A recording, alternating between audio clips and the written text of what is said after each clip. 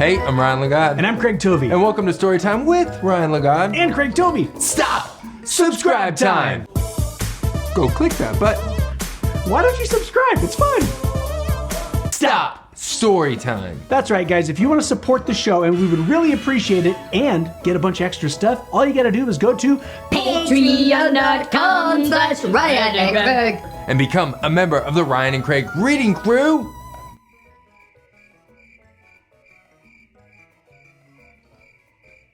Today, speaking of today, Craig. Oh, wow. Today's book is A Bad Case of Stripes by David Shannon. Let's get started. A Bad Case of Stripes by David Shannon.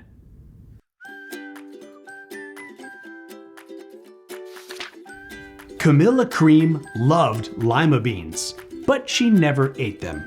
All of her friends hated lima beans, and she wanted to fit in. Camilla was always worried about what other people thought of her. Today, she was fretting even more than usual. It was the first day of school, and she couldn't decide what to wear. There were so many people to impress. She tried on 42 outfits, but none seemed quite right. She put on a pretty red dress and looked in the mirror. Then, she screamed. Her mother ran into the room, and she screamed too. Oh my heavens! She cried. You're completely covered with stripes! This was certainly true. Camilla was striped from head to toe. She looked like a rainbow. Mrs. Cream felt Camilla's forehead. Do you feel all right? She asked. I feel fine, Camilla answered. But just look at me.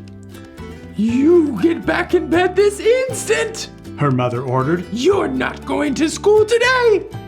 Camilla was relieved. She didn't want to miss the first day of school, but she was afraid of what the other kids would say, and she had no idea what to wear with those crazy stripes.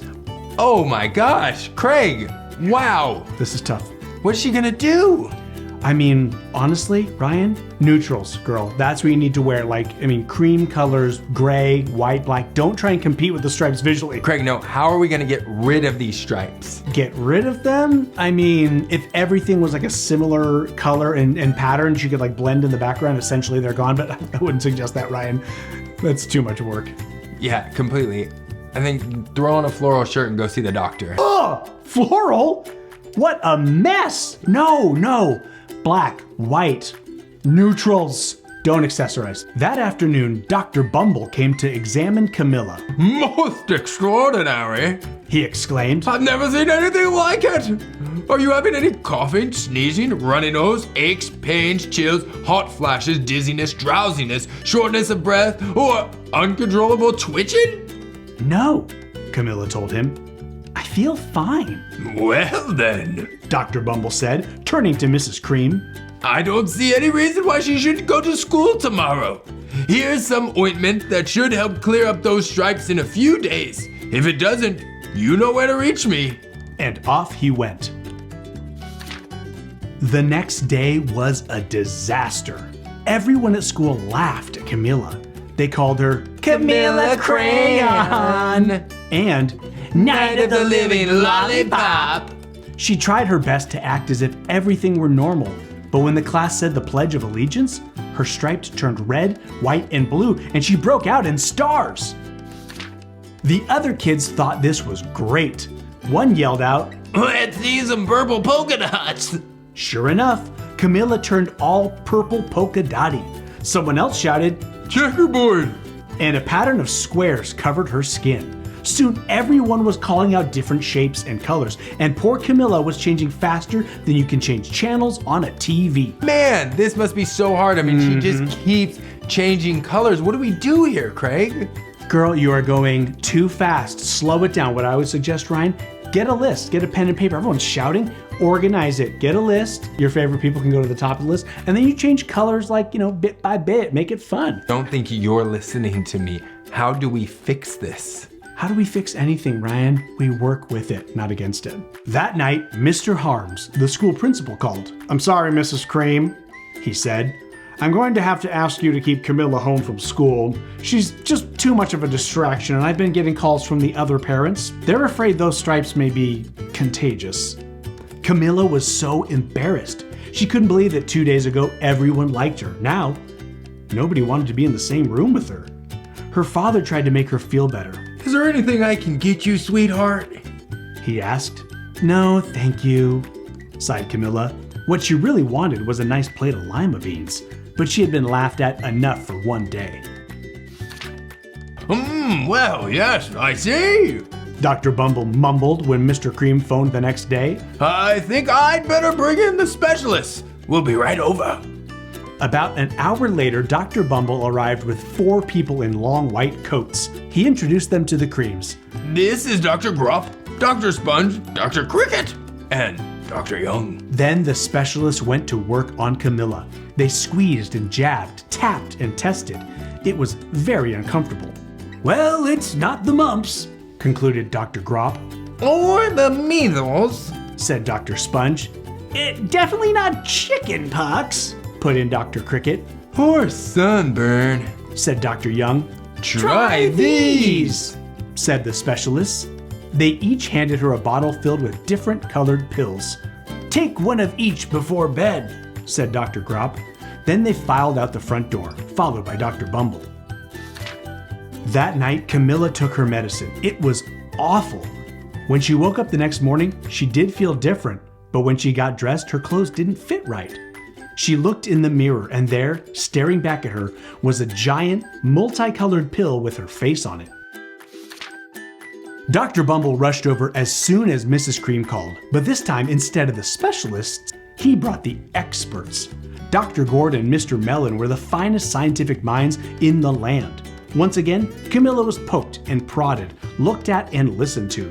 The experts wrote down lots of numbers. Then they huddled together and whispered. Dr. Gord finally spoke. It might be a virus, he announced with authority. Suddenly, fuzzy little virus balls appeared all over Camilla.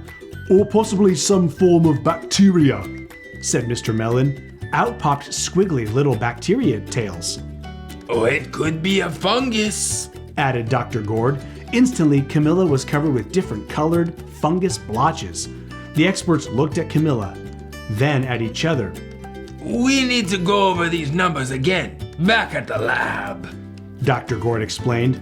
We'll call you when we know something. But the experts didn't have a clue, much less a cure.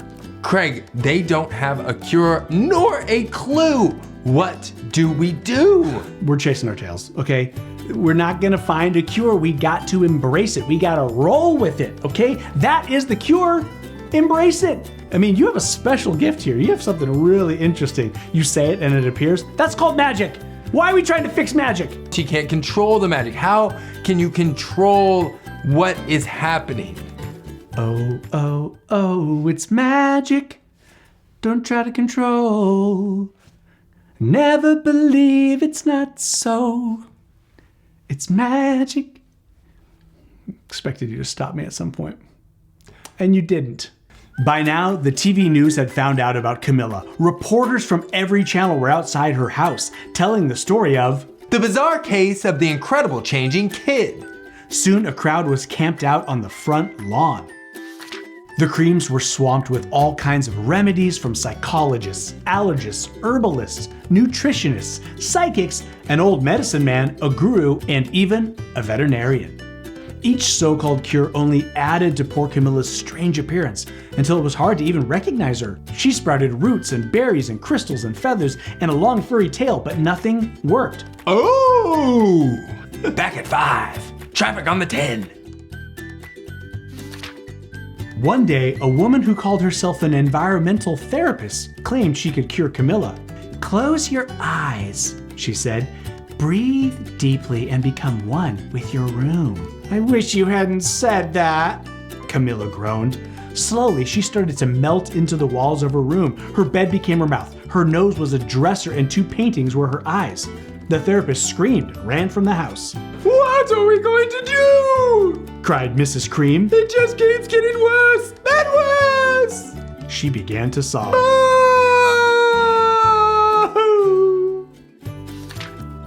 At that moment, Mr. Cream heard a quiet little knock at the front door. He opened it, and there stood an old woman who was just as plump and sweet as a strawberry. Excuse me, she said brightly, but I think I can help. She went into Camilla's room and looked around. My goodness, she said with a shake of her head. What we have here is a bad case of stripes. One of the worst I've ever seen. She pulled a container of some small green beans from her bag. Here, she said. These might do the trick. Are those magic beans? Asked Mrs. Cream. Oh my, no, replied the kind old woman. There's no such thing. These are just plain old lima beans. I'll bet you'd like some, wouldn't you? She asked Camilla. Camilla wanted a big, heaping plateful of lima beans more than just about anything, but she was still afraid to admit it. Yuck, she said. No one likes lima beans, especially me. Oh, dear, the old woman said sadly. I guess I was wrong about you. She put the beans back in her bag and started toward the door. Camilla watched the old woman walk away. Those beans would taste so good, and being laughed at for eating them was nothing compared to what she'd been going through. She finally couldn't stand it. Wait, she cried. The truth is, I really love lima beans. I thought so, the old woman said with a smile. She took a handful of beans and popped them into Camilla's mouth. Said Camilla. Suddenly, the branches, feathers, and squiggly tails began to disappear. Then the whole room swirled around. When it stopped, there stood Camilla and everything was back to normal. I'm cured, she shouted. Yes, said the old woman. I knew the real you was in there somewhere. She patted Camilla on the head. Then she went outside and vanished into the crowd. Afterward, Camilla wasn't quite the same. Some of the kids at school said she was weird, but she didn't care a bit. She ate all the lima beans she wanted, and she never had even a touch of stripes again. Craig, she just needed to eat some lima beans and now she's cured. I mean, yeah, if you want to fix it, that's where you should do it. Saying that from the beginning. What? A bad case of stripes By David Shannon. And now it's time for shout out! Let's get shouted! And remember, if you want to book your very own personal video message from us to you, all you have to do is go to ryanandcraig.com/store and book yours today. Let's get shouting. Yeah. 2 moms in a trailer and their boys Damien and Oliver. Dylan and Bo, Newton, Massachusetts. Newton! Miss Rushnick's 3rd grade class, Freehold, New Jersey. Don't get me started on Old Jersey. I don't want to talk about it. No one does. Mrs. Portalis' 2nd grade class at Liberty Elementary in Keller, Texas. Keller, Texas. Row in Fresno, California. Fresno Row. Row in Fresno. Mrs. Brown's 1st grade from Michigan City, Indiana. Ooh. Cheryl in Lincoln, Lawrence. Mrs. Zawis' 2nd grade class in Cary, North Carolina. North Carolina.